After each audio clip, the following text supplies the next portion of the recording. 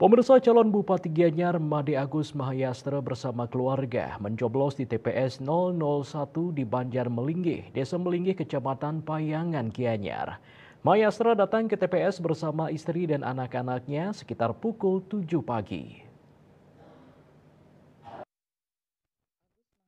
Mahayastra telah berada di lokasi bersama istri dan anak-anaknya sekitar pukul 7 WITA.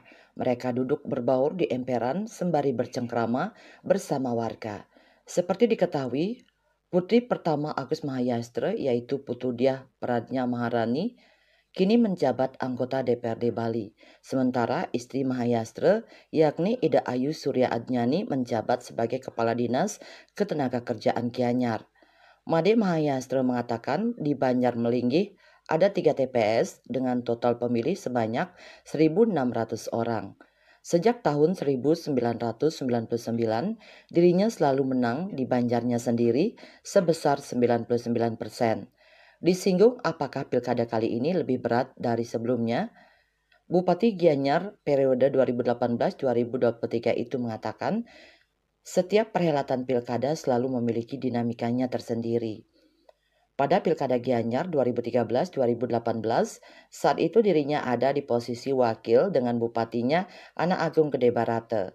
Saat itu ia dan Agung Barate sendiri bertarung melawan Cokodo Putra Nindya Anak Agung Ngurah Agung yang masih memiliki hubungan darah dengan Agung Barata.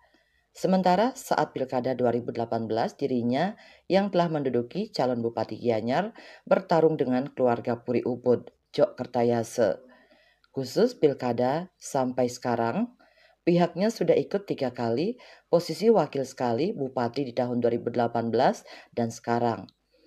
Dalam pilkada 2024 ini, Mahayastra mengatakan tidak mudah sebab paket kata yang diusung Koalisi Indonesia Maju KIM saat ini berkuasa di pemerintahan pusat karena memiliki Prabowo Subianto sebagai presiden.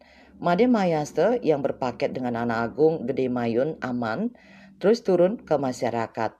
Selama turun ke masyarakat, Made Mahayastra menyimak bahwa masyarakat selama ini mengapresiasi kinerjanya. Hal ini pun menjadi semangat Agus Mahayastra untuk lebih mengabdi pada masyarakat. Gung Yuli Denpos.